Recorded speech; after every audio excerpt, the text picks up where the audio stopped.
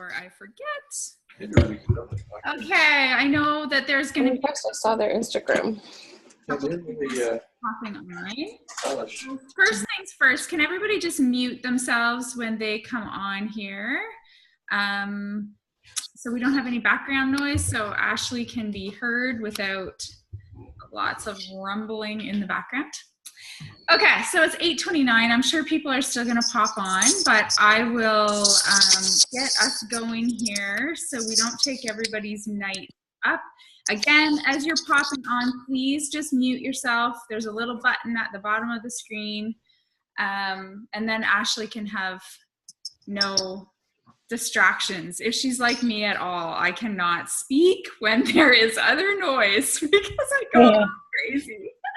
Anyways, I am super excited to introduce Ashley to you guys. I sort of happened upon Ashley. Actually, my Instagram bot happened upon Ashley and we started messaging back and forth, and then I realized that she was friends with Bria, and I don't know, I just think it was fate that I was supposed to connect with her. And I've been working with her for the last couple months, and she has really helped me a lot, sort of really dive into who I want to talk to, the type of people that I want on my team, and how to really portray that in my posts. And yeah, she's been awesome. And I was just doing some of my homework tonight. I'm not very good at the homework piece, so I was trying to get that done for tonight. So I meet with her once a week, and she's just been super valuable. So I think that you guys are going to get a lot of takeaways today from her. I hope you have your notebook out and your pen, and we're going to record it. It's probably something that you'll watch over and over again. And I will and hopefully everyone will just keep muting themselves. Okay, guys, one more little warning. Please mute yourself when you come on so she doesn't get any distractions. Okay, Ashley. All right, awesome. Okay, so I'll just share my screen here, guys, and we will get right into things. Okay. All right. Okay, perfect. So can everyone see my screen okay? Yeah, we can see it. It's awesome. Okay, perfect. Okay, just wanted to make sure there.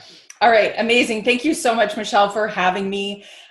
This is one of my favorite things to do, is jump on these training calls and really just help teach what I've learned. And I know that sometimes when it comes to marketing and when it comes to all things social media, it can change so very quickly. So I am thrilled to be able to present to you guys today the rules of recruitment, the 7 rules of recruiting like a pro. And so my name is Ashley, and I'll tell you guys just a really quick intro about me. So I started in the fitness industry. It's been 16 years now. And my parents owned a Gold's Gym back in the 80s. So that's really how I sort of got into fitness. But I've always been an entrepreneur at heart, and I think always had big dreams of wanting to be able to work online. And so I've also had this heart-filled drive to really learn the online world. And that has really been what has sort of, I guess, kind of played in the background along my career. I've been actually working at a gym for the past 16 years, starting in personal training. And I worked for the 2 largest fitness companies in Canada, Good Life Fitness, as well as Steve Nash. And then now I'm the president of a fitness company on Vancouver Island. And I have a huge passion for marketing and helping coaches build their business online. So really where you guys are going to hear me, if you haven't already heard of this, I call it your sweet spot. So I'm going to tell you guys where I add value. And this is something I want you guys to get really, really comfortable with, is thinking about your sweet spot and how you really add value to the coach.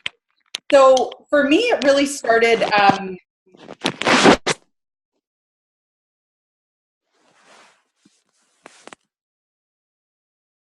in Canada. So I really have a deep understanding of how to help people reach goals, how to dig deep and have very empathetic and thoughtful conversations and moving people to action.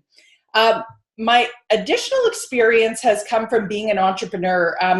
Since I can remember, I was raised by entrepreneurs, so I always thought it was typical that there wasn't really a start and end time to work. You worked weekends, you worked really hard, but you had a lot of freedom, and that's sort of what came with it. So I came from a very entrepreneurial family, and always on the sidelines, I've had this passion for, I think I would call it like making life on my own terms. So I always wanted to be an online entrepreneur, and invested just a ton of time into trying to understand how to build websites, how to market to people. I used to do scarf videos and blogs, and some of the stuff is just, I cringe when I think back to some of the things I was doing, but I've always been an experimenter when it comes to building a business online and really learning things by getting in there and just doing. I'm also a passionate preacher, so I absolutely love teaching what I've learned because it helps me simplify it further and refine it. And then it also helps other people connect the dots. And it was a big part of my career for what I did with Good Life, is working in the training and development department. And the last piece about me is that I am very simplistic. So I really live and breathe by the saying, if everything is important, nothing is important. And I can't function if something is super complicated. It becomes very overwhelming. So one of my biggest goals is to help overcome the overwhelm of marketing, to help other coaches be able to just simply execute on their business. So we're just getting a little bit of background noise. If you can just mute yourself if you just popped on. There we go. Perfect. Good to go. Okay. So guys, this is ultimately what my mission is. I help top tier coaches eliminate the overwhelm in their marketing efforts so they can have the business of their dreams. And that ultimately simply defines exactly what I help coaches do.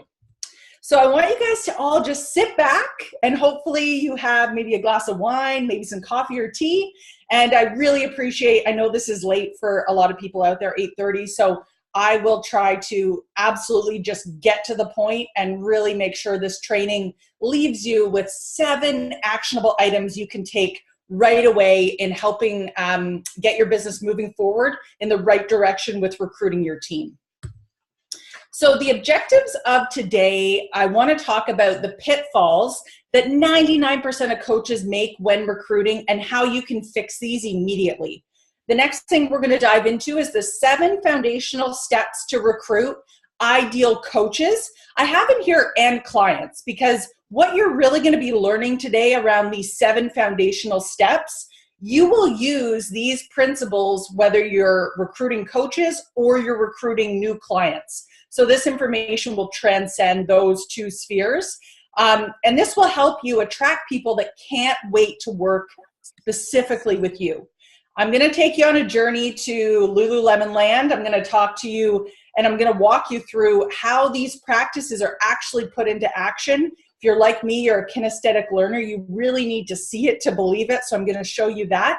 And then I'm going to leave you guys with some resources to make you recruitment ready. And so I have come up with a couple of templates you guys can download to put these things into action right away.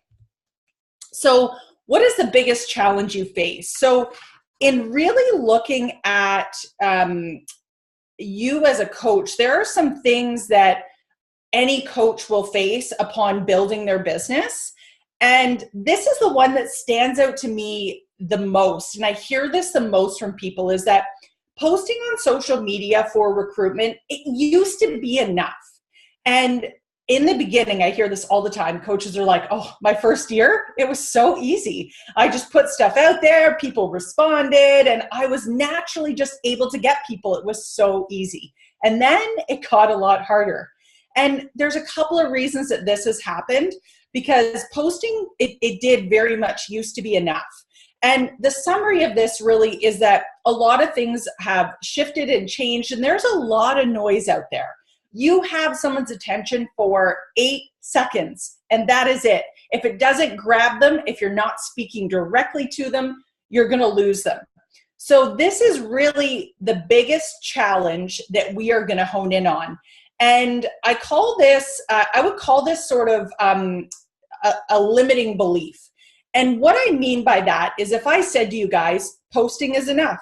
Posting, and if I put myself out there, that is what is going to recruit coaches. That is what I would call a limiting belief that you may have if you possibly feel that that is what is going to help you be successful. And so we're going to get into this a little bit more about why limiting beliefs are so important, and specifically talking about the coaches you're wanting to recruit and the clients you're wanting to recruit. You need to understand their limiting beliefs and what's holding them back from success, because you want to speak directly to what goes through their head on a consistent basis. That is the only thing that will stop the noise and get them to pay attention. So these are the pitfalls 99% of coaches make when recruiting. So the first thing is that they haven't built authentic trust. So what I mean by this is that when all things are equal, all things being equal, people will do business and will refer business to people they know, like, and trust. So when you're thinking about your social media posts and you're sort of reflecting on recruitment efforts and what you're putting out there, you have to be intentional about how you build trust with people, sharing who you are, how you've gotten to the place that you're at, being relatable and sharing those stories that maybe taught you something, this bigger lesson, or really helped show you your potential in what you were capable of. People need to get to know you to want to do business with you. If you're constantly just putting out posts without really having an intention behind what you're doing, or just trying to call people to action, but they don't know you, they don't know why they should like you or trust you, you're not going to get that engagement that you really need to build up a big team of coaches. So all things being the same, people will always want to do business with people they like and trust. So remember that as you're starting to build out your strategy, it's got to be about likability, trust, and building rapport. So the next pitfall is that you haven't differentiated yourself in a sea of sameness. So what I mean by this is that when you go on social media channels, it can, especially as a coach, I think, because you are already in tune with marketing itself, and you see a ton of other people out there doing the same thing.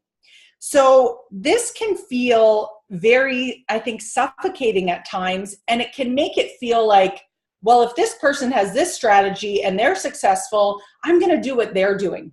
And what this does is it actually shuts out who you are and where your magic lies, because you're never going to be great trying to replicate someone else. It's all about finding yourself and knowing what you're really good at. So you can't look at the competition and say, you're going to do it better. You have to look at the competition and say, you're going to do it differently. And this is a quote I love. It's by Steve Jobs.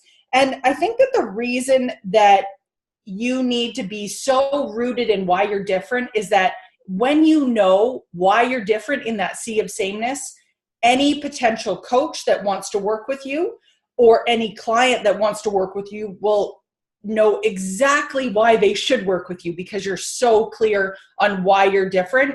And I think it's about being confident in those differences. So we'll get into that in the next section here. You haven't aligned your tribe. So what this is really about is knowing who do you want to work with and who do you not want to work with.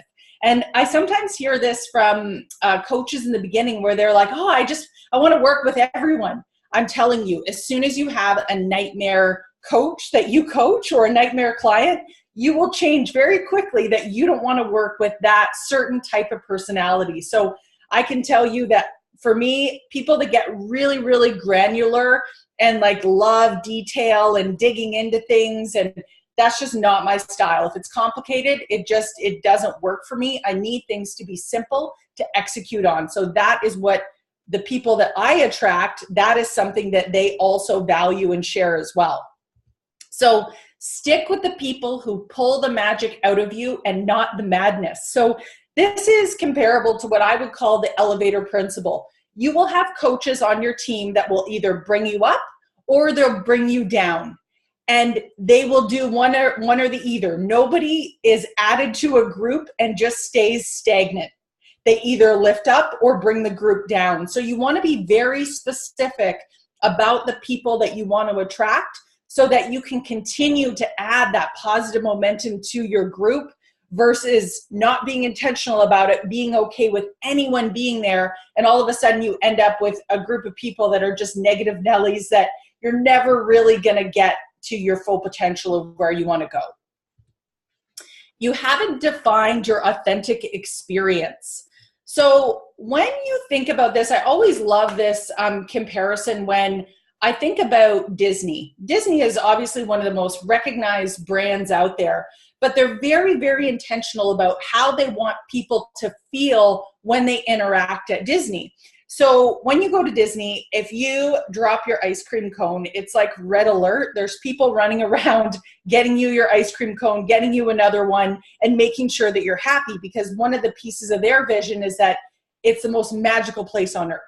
And how could your experience be anything but magical if, you know, you have your crying child that's lost their ice cream cone? So they have a standard operating procedure for everything to make sure that the experience you have there is very defined and it's authentic to what they believe. So your brand is a story unfolding across all customer touch points. So you have to be very specific about how this unfolds. And when I think about being an online coach and recruiting other coaches, this is how your touch points are with people that you're potentially trying to recruit. It's not about just sending out random messages. It's about being intentional about how do I want to interact with these people? How do I want them to feel when they come across my brand and my fitness coaching group? Like, how do I want them to feel when they interact with me as the brand? The next pitfall is you don't know who you're talking to. So I love this from Steve Jobs. Get closer than ever to your customers, or in our case, coaches. So close that you tell them what they need well before they realize it themselves. So if you are someone that is talking to everyone, I call this the spray and pray method, what's happening is that you're really talking to no one. Because as you get to know your customers, you know exactly what they think about. So in order to stop the scroll as they're going through their various social media feeds, you need to be able to call out exactly what they're thinking about. So Marie Forleo, if you guys have heard of her, she's an online marketer and entrepreneur. She has this one post I just love, and it says, "You are not broken."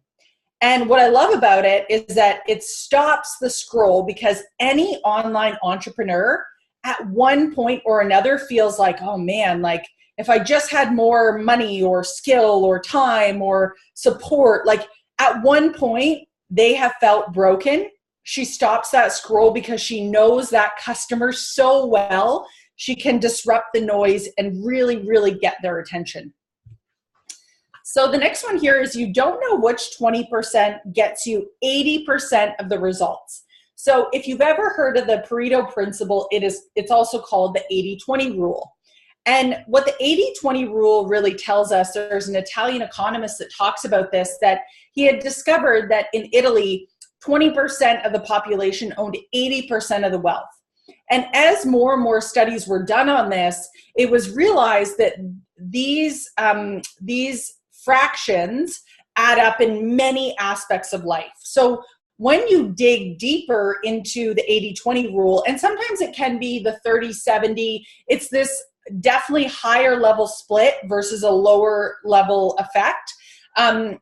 80% of the sales come from 20% of your salespeople. So when you really think about how these numbers are impacting your business, when you really look at your coaching team and who you are looking to build and put on your team, you're going to start to notice a style type of the people that will always do well in the environment that you create.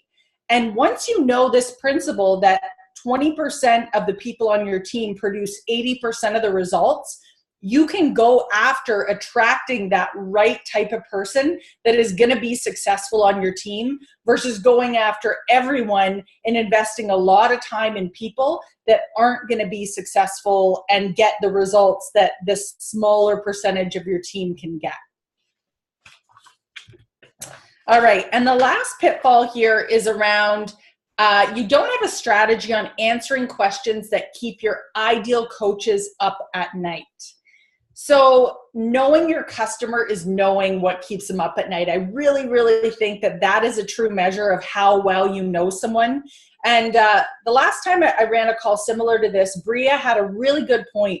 She had said, after the training call, I realized it's not those life-threatening fears that necessarily we're focused on here. It's more about the day-to-day. Like, what things roll around in their brain that it somehow just becomes on this autopilot that they're thinking about. Those are the things that you need to be really in touch with so that you can pinpoint them and you can speak directly to your customer because you know the thoughts that are going through their mind. All right, so now we are going to dive into the 7 foundational steps to recruit ideal coaches that can't wait to work with you. So now that you guys have this foundation for those typical pitfalls, those 7 issues that we've talked about frame the foundational steps that you will need to take to be really, really wildly successful with recruiting those ideal people that can't wait to work with you. So the first is your story. This really helps illuminate for people, why should I trust you? What's your story? Why are you doing what you're doing? And why should I be a part of your team? So this is such an important pulse of your social media strategy so that you can build that likability, trust, and rapport with your audience before they even meet you. The next is your sweet spot. So this is, I usually call this your magical unicorn. So as we sort of started with at the beginning, I talked to you guys a little bit about my sweet spot. And what I always find so interesting about the sweet spot is that there's no one out there that can replicate your history and what you do best. Like, I guarantee you, there's no one out there that you guys could find that could tell you, I've been, like, if I look at myself for a second, I've been in the fitness industry since I was born. I've been an entrepreneur and done online marketing for the last 15 years. I'm all about being simple and being hoping to be a great teacher when it comes to this stuff. Like, those things. And if you look at, the experience that has brought me here, I feel very confident to tell you that's what makes me a magical little unicorn, and that you have it as well. Everyone has this sweet spot that really will differentiate you in a sea of sameness. So it's really important to find out, what is that sweet spot for me and how can I put it out there? This is why I'm different and this is why someone would want to work with me. Next is your values. So this is about really aligning your tribe. Who do you actually want to attract? Who are the people that you like to work with? So an example of this is someone's value might be that they don't want any coaching or feedback along the way. They just want you to tell them what to do and they'll execute. Whereas you might have other people that value, they want their hand being held. They want to be coached every step of the way. You need to find out, who do you want to most work with, because the people that you don't want to work with, if you end up unintentionally attracting them, it just takes that valuable time away from focusing on what you like to do and where you shine the most and what really, really makes you successful. Next is your brand. So your brand is the language that you speak. So what is the experience that you want your coaches, your ideal coaches, to have? And there's language that is sort of associated with this. So there's something called a brand avatar. And this really helps explain, every brand has a specific personality. So this helps shape the language and the experience that your brand will give to that ideal coach or customer. So you just want to be clear on that so that there's that consistency with how you write posts, how you reach out to them, how you talk to them. Next is knowing your ideal coach. So who is that ideal coach that should be working with you? And you want to get really, really specific with this. It's not enough to say they're a mom, they have kids, they stay at home. Like, it's got to be so specific that you can put yourself in their shoes. What's their name? What's their age? How many kids do they have? What kind of car do they drive? What are their limiting beliefs about success? So I'm going to take a second to talk about limiting beliefs.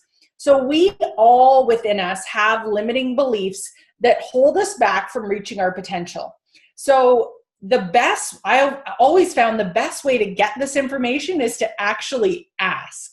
So when you ask, I'll give you guys some examples here. I've asked coaches this before, like, what are the things you feel are holding you back from success? And I've heard before, this would be an example of a limiting belief. I'm not sure how I would balance my business and my family with running a business. I'm afraid of failing. I don't know if I will be able to teach other coaches how to be successful. So within all of these are basically the objections that are holding those people back from taking action. So to know your ideal coach is to know what they think is actually holding them back from being successful so that you can call it out and help them overcome those barriers that they have. Next is knowing your most valuable resource. So who is your 20% that you actually need to pay attention to? So which 20% should you be focused on? Because you don't want to waste your time on the people that don't take action and that aren't part of your tribe. So this is where it's really important to be intentional about who do I want to work with and who are the people that will constantly add value to my team that are producers when it comes to being coaches and adding new coaches to the group. And lastly, here we have your content generator. So what does your ideal coach write in her diary? What are those things that she actually thinks about? I call this the content generator because one of the exercises that is extremely helpful is to find your ideal coach avatar. I'm sure she's got a Facebook page, and have a look and see what blogs does she follow? What things is she interested in? An example of this would be Hurrah for Gin. That's one that I know a ton of people I've worked with love that blog. So what sort of things does she talk about? And you can start to see these patterns when it comes to your ideal coach, what she thinks about, what she likes to read, and then how you can generate just a lifetime of content by knowing those things, because you can put your own spin on the content or things she's already thinking about. So now I want to put this into context. So I realize we've sort of taken, these are the typical pitfalls, these are the ways to fix them, but it can feel a little abstract if you haven't done any training or education in these areas before. So I want to take you guys on a little bit of a journey down the road of one of the most successful brands of all time. And I want to talk about, as you guys already know, Lululemon. And one of the things that is absolutely just blows my mind when I think about Lululemon is not only the success that the brand has had in a very short period of time. I don't know if anyone's ever applied to Lululemon. It's like this running joke. I applied to Lululemon back when I was living in Kingston, Ontario. I applied for Good Life Fitness and I applied for Lululemon. And then I worked for Good Life Fitness for 10 years because I didn't get a job at Lululemon. But I swear to God, I've probably applied 25 times. I'm telling you, these guys have a ton of resumes, a ton of people just dying to work for them. And there's a secret sauce that I now understand in this recipe of how do you get people to want to work for you where you are just attracting them like a magnet. So we're going to talk about exactly how they do this. So if you're not familiar with Lululemon, Lululemon actually started in Kitsilano, which is a little suburb of Vancouver. And the first store opened in 1998, and the founder was Chip Wilson. So just to give you guys an example of how successful Lululemon is, Chip is now worth $2.2 billion. And I'm sure no introduction is needed. All of us know and love Lululemon. But they were a yoga-inspired technical athletic wear apparel company for men and women. And how Lululemon actually started is it was a design studio by day and a yoga studio by night to just try to pay the rent back when they were first getting started.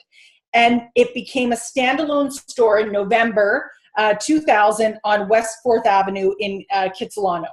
So they have a wild success story to back up how they went from one store to stores all across the world. But what's even more interesting to this is that I've actually met with a Lululemon recruiter, and I went to get a better understanding of exactly how they attracted people. And I'm going to be able to share some of my findings today. So to start off the journey, I want to get this definition just nailed down really quickly, because I think it really, really reflects what we do as online coaches. And the concept is called grassroots marketing. So if you've ever seen the way that Lululemon markets themselves, it's a strategy that actually uses small audiences to talk about what you do to attract bigger audiences. In the beginning, Lululemon did no advertising whatsoever. And what they did is they actually attracted talent and buzz by getting, if you guys are part of the R&D discount, I don't know if anyone out there is, it's so great. If you are an instructor or a personal trainer, you get a discount on Lululemon. So guess who you're freaking telling about it? Everyone you know about how great this product is. So with not a lot of money, but an extremely successful marketing strategy, the company went from good to absolutely great in a very, very short time. All right. So we're going to get into step one, which is telling their story. So I'm going to walk you guys through how Lululemon performs all of these 7 foundational pieces to ensure that they are attracting people like magnets to their business. Not only, and keeping in mind here, not only coaches, but also potential clients. So as we're going through this, I want you to have this, realize that these 7 steps they are very applicable to both. If you're attracting coaches or you're attracting clients, you always will go through these steps in an intentional way to ensure you are attracting the right audience as you go through. So the first thing they do extremely well is they tell their story. This is directly from their website. I've pulled it off directly from there. So what started as a design studio by day and a yoga studio by night soon became a standalone store in November 2000 in Kitsilano neighborhood. The store became so busy it went from a yoga studio to a full-time design studio. It was founded in 1998. It's a yoga-inspired technical athletic apparel company for men and women. Their first designs were made for women to wear during yoga. Through plenty of feedback from their guests, ambassadors, and elite athletes, they now design yoga, running, cycling, training, and most other sweaty pursuits for men and women. Not to mention our designers are athletes and sweat-minded people too. Their whole belief is to help people reach their full potential through the right tools and resources, and to live a life we love. We set our goals to align with our vision, and it's why so often our one-year goals become today's reality. So if you want to read more about Lululemon's story, it's right on their website. They do an excellent job of communicating this, not only through their website. When I went in to interview and speak to this recruiter at Lululemon, it was all throughout the whole, not only the building, like everywhere in the building was about their story and how they've started. Every single person you talk to, that heartbeat of the company and where they came from and being really proud of their roots, it was so evident that everyone took pride in where they came from. So this is a really important part of their history, but I also think this applies to you. Where did you come from? What's your story? And how can you tell it to people in a way that really shows not only your pride, but also your passion in what you do and what makes you so uniquely you? So next we're going to move on to their sweet spot. So with Lululemon, it started as a yoga company. And what actually happened is that Chip Wilson was a surf and snowboard enthusiast. You guys may have heard of a company called West Beach. He originally started with that company, but what he loved about surf and snowboard was this euphoric feel that he used to get from it. And so what happened is yoga and meditation, he tried it and it started to create those same euphoric feelings for him. So he really got into it. So that's where the yoga piece really comes into play when the company first started.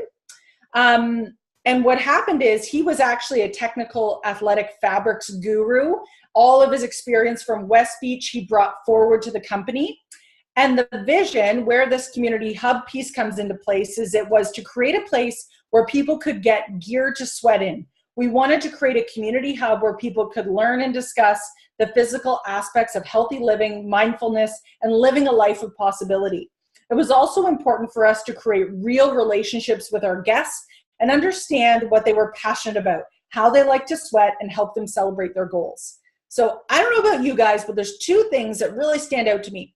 If you have ever spoken to anyone that works at Lululemon, they are not called staff or associates. They're called educators, which really stands behind that original vision. And people take pride in what they think they do.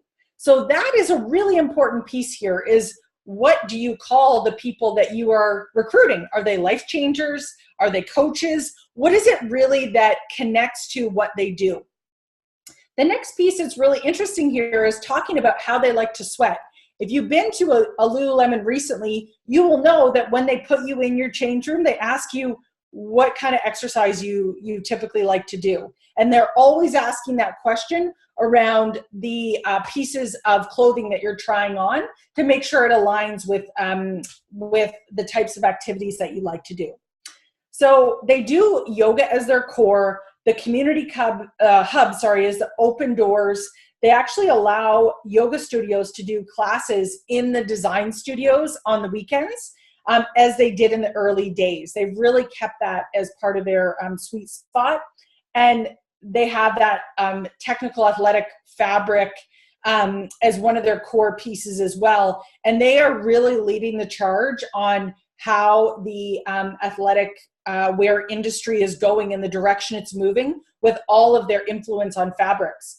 So this is how, when you figure out your sweet spot, you differentiate yourself in a sea of sameness. No one can touch them because they are very, very clear on these three things that they are very good at and they are best in the world at. And if you've ever heard of the hedgehog concept from the book Good to Great, you'll notice that it's that similar sort of idea of figuring out what you're passionate about, what you're really, really good at, and being able to see that sweet spot in the center.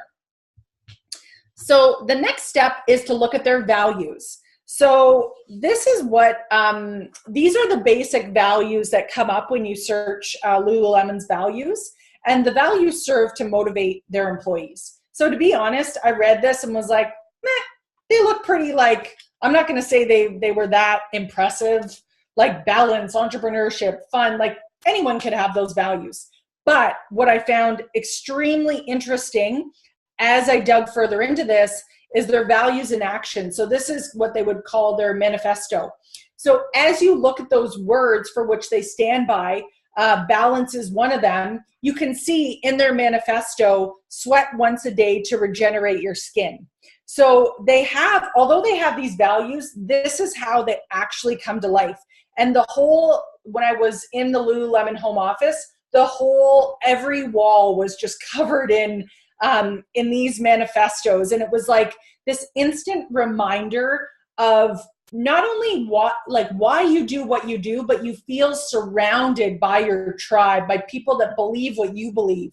So what this always makes me think about is, how do you put your values out there? How do people know you as a coach, who you're trying to recruit, and what's the space that you create that they would want to be part of. So if you look at any of Lululemon's bags, gift cards, quotes on the wall, you can't help but feel inspired and feel like you're part of something greater. Yeah, the rest of this, I just was talking about how it's everywhere. Bathroom stalls, life is like riding a bike. In order to keep your balance, you must keep moving. Just a couple other things about their office and the values that they really embody within their teams, along with an average of 5 exercise classes a day at the company's on-campus studio. Employees are offered 2 free sessions a week at studios around the Vancouver area. Most are run by Lululemon ambassadors. So it just begs the question that if your value as a coach is that you really believe in teamwork, in having a sisterhood, in getting people together, how does that take action in your group and who you're recruiting to your team? Talk to people about that. They want to feel like they're part of something bigger than just themselves. And you want to be able to talk to how your values actually match what you provide as a coach. So next we're going to move into their brand. So there's something called a brand avatar, and Lululemon is what you would call the magician. So this really stands to be an inventor, a transformer, a visionary. And this is everything from the emotional language that Lululemon uses on their website, as well as the experience you could expect when you walk into the store. You see how people interact with you, or if you work for them as a brand. So with this particular brand archetype, the goal is to make dreams come true, understand the laws of the universe. So if you've ever walked into a Lululemon, you'll see everyone's got their goals written up and plastered for everyone to see. So it's really interesting, this idea of them living up to this avatar and how people experience and how Lululemon makes them feel when they come into contact with their brand. With strategy, what the brand strives to do is develop a vision to live by, help other people transform their lives using new methods, invent new methods and processes. So one of the things that Lululemon does really well, they send everyone to landmark training and they put all their employees through it. And this is something that absolutely helps people transform their lives. And they learn all these new skills that absolutely change the trajectory of their life and the goals they're able to achieve. The last one is fear. So the fear of this brand archetype is unintended negative consequences, that their inventions or methodologies don't work like planned. What's really interesting is that Lululemon actually has a lab. This is in Kitsilano as well. And they actually put out little samples of runway type Lululemon items to test out before they go to the mainstream stores. And so they test out their inventions in small groups to make sure if they don't sell or work out as planned, there's no unintended negative consequences of losing faith in the brand, that they don't know what people want. So that's a little bit about how this brand avatar really is exemplified when you come into contact with Lululemon, and how they live up to this brand avatar, the consistency with which you'll see in their language and the way that they interact with you. And that helps really define their brand experience. This was just one other thing. I thought the language around this was really important. We know that yoga rejuvenates our bodies and calms our minds. And one of the ways we practice giving without expectation is by sharing our love for yoga. So what I thought was interesting about this language is when you talk about this rejuvenation of your body and calming of mind, it really, I think, helps transform lives. Like I've heard people talk about yoga as one of those things. It's not about yoga. It's about the relationship you form with your body in doing yoga. So I just thought it was really cool that they have this exact statement, and the brand archetype is really coming through in this rejuvenation and transformation of mind through the practice of yoga. So that's how they've defined their brand experience. All right, so next, this is their ideal educator. I call her an educator. This would serve as both. This would serve as someone that they want to attract to work for them, and also an ideal client. So they have someone, and she is their brand avatar, customer avatar. Her name is Ocean.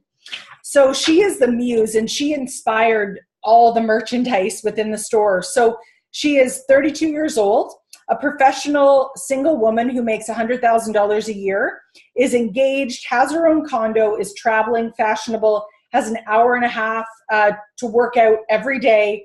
And what Lululemon does so well, they know her obviously so well, they want to attract people just like her. So how this ideal customer persona works, this is what Chip Wilson says about the persona. If you're 20 years old or you're graduating from university, you can't wait to be that woman that has that much time to dedicate to working out, travel, and to fashion.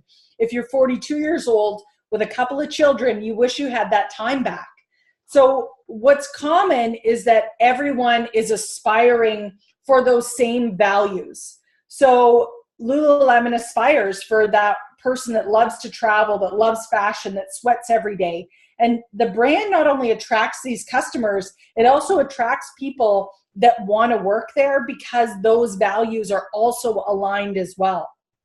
So they know exactly who they are talking to when it comes to that ideal customer that they are trying to reach.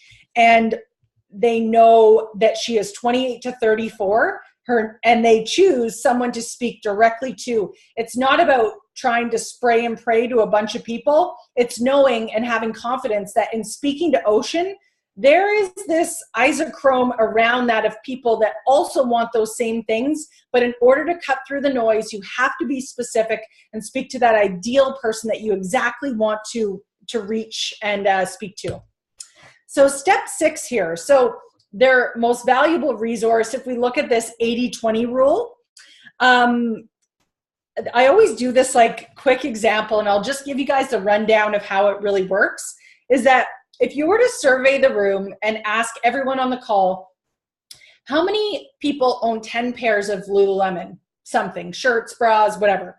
And I kept asking that question, but upping the ante, 20 pairs, 30 pairs, 40 pairs, 50 pairs. What would happen is that eventually there would be a few people left standing saying, yeah, I own 50 items from Lululemon. And what that shows us is the 80-20 rule, because typically 20% of the people in the room own 80% of the inventory, right? There are typically people that will always take the action that we are wanting them to take. So that is the 80-20 rule really, really at work. So Lululemon knows that the typical people that are interested in their product that will spend the $100 and whatever it is now, $40 on yoga pants, their core is 28 to 34. They have that aspirational core around those age groups that naturally get attracted in, but they know their core, they know their most valuable resource. Who are the people that will spend the money? They just target them. They don't worry about the other layers around that. They know the most valuable resource is in the 28 to 34-year-olds. So in knowing what 20% gets them 80% of the results, think about how this rule exponentially will save you time. Because if you think about it, it's not just about knowing who those ideal coaches are you want to attract. This rule applies to everything. Think about the social media posts that you post now. 20% of them get 80% of the engagement. So think about, okay, what kind of posts are those? What things are typically getting me the engagement I want or are getting people to take action? Because you can cut out the 80% of things that aren't getting you results and be consistently tuning into that 20% that gets you the results that you're looking for. So this law could be almost standalone in a whole presentation itself. It's so powerful when you look deeper into your key performance indicators, those statistics. They really, really tell a story. All right, so the last law here, or the foundational step, is the content generator. So around this is really what the ideal customer thinks about all the time. So I think Lululemon does such a great job of this. If you look at their Pinterest, If you look at, I just looked up Local Guide Vancouver. So when you look at Pinterest, they're thinking about, what are the things that Ocean thinks about that run through her mind a lot? She's a busy, career-oriented professional. She's healthy. She's engaged. She works out every day. She likes nice things. So look at the things that these guys are pinning. If you look here, it's like, oh, where should we go out? Local City Guide, Vancouver, Kitsilano. Where should we go out for dinner? What's happening in the city this weekend? Where's a nice hike we could go and I could do my workout outside? Where should I eat and drink? Where should I bring my in-laws this weekend? There's a TRX workout here I can try next time at the gym. Everything that would be running through Ocean's mind, they are able to nail it because they know her so well. They can get her attention. And this is how you generate content for a year ahead of time, is you know exactly what your ideal coach or client thinks about. You're able to nail it every single time.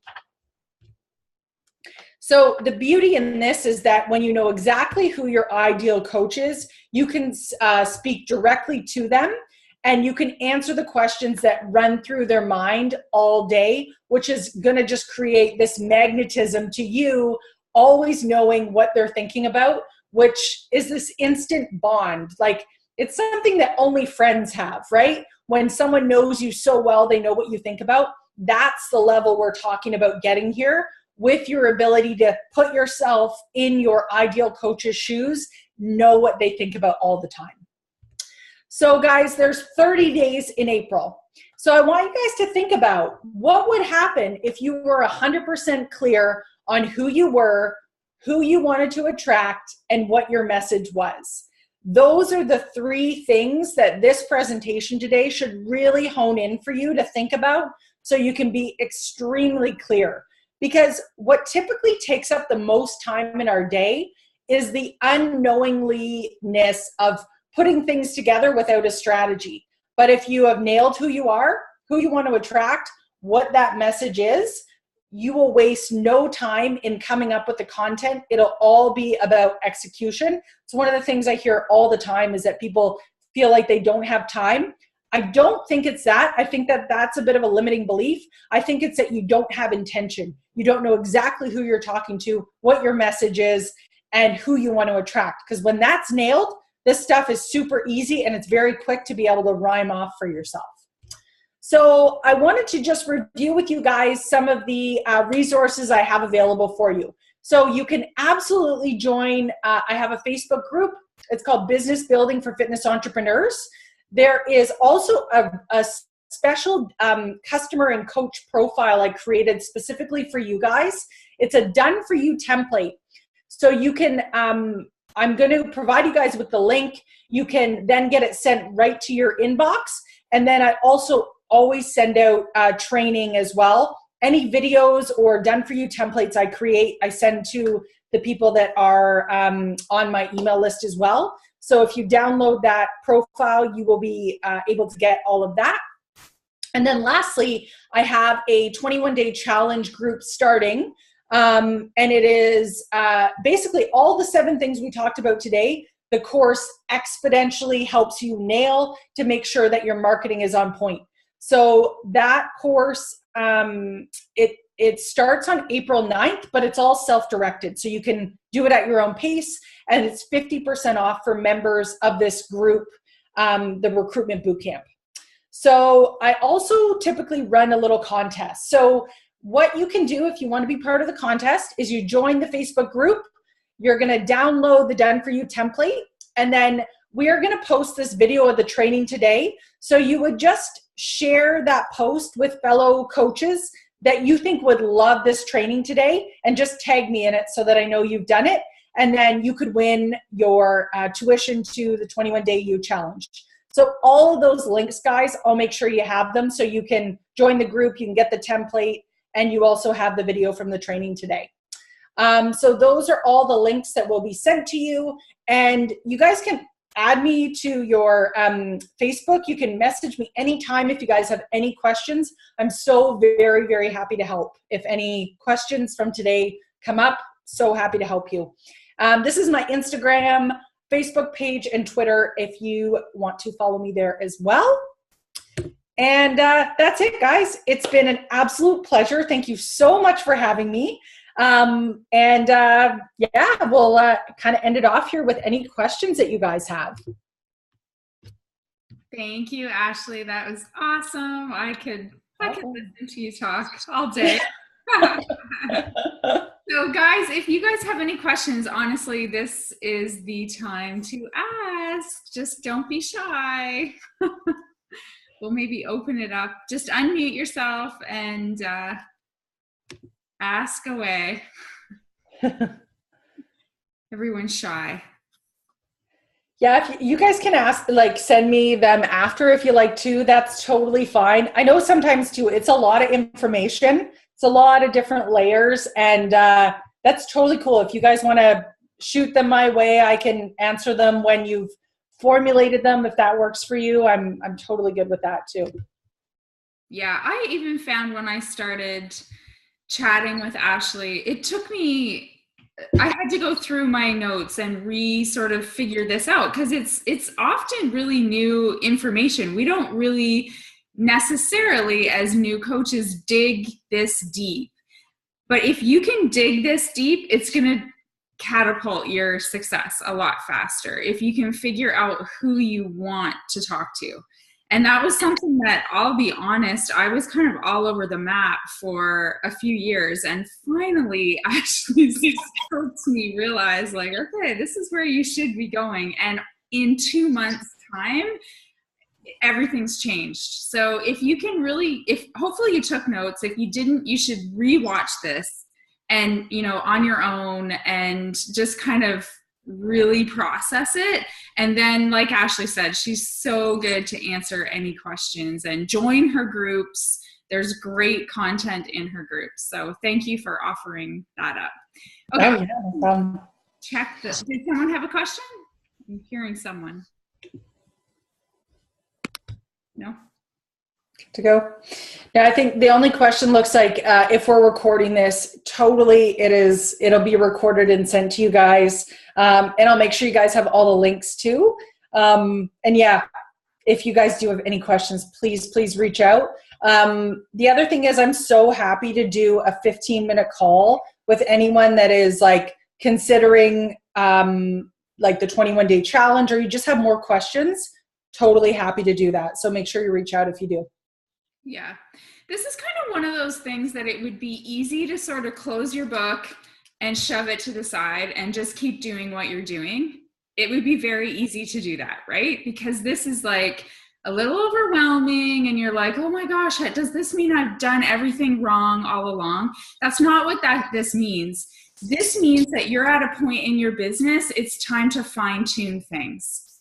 If you want to go to the next step, it's time this is a business. My coaches will laugh when I say this, but it's time to put your CEO hat on and realize that you have to up level now. So this is something that you could close the book and never think about it again, or you can re-listen to the video and really process it and try and figure it out, and take Ashley up on her offer of 15 minutes. That's how I started with her, and realized that she could help me. But even in that 15 minutes of time, I learned some things to help me dig a little bit deeper. So just some thoughts to take away. Anyways, thank you for your time, Ashley. This was awesome. You're always so valuable, your information. And thank you guys for joining us tonight. I think there was like 56 on here, so that's pretty good. And I will get the recording up as soon as I can. Okay, thanks guys. Awesome. Thanks so much, guys. Bye. Bye.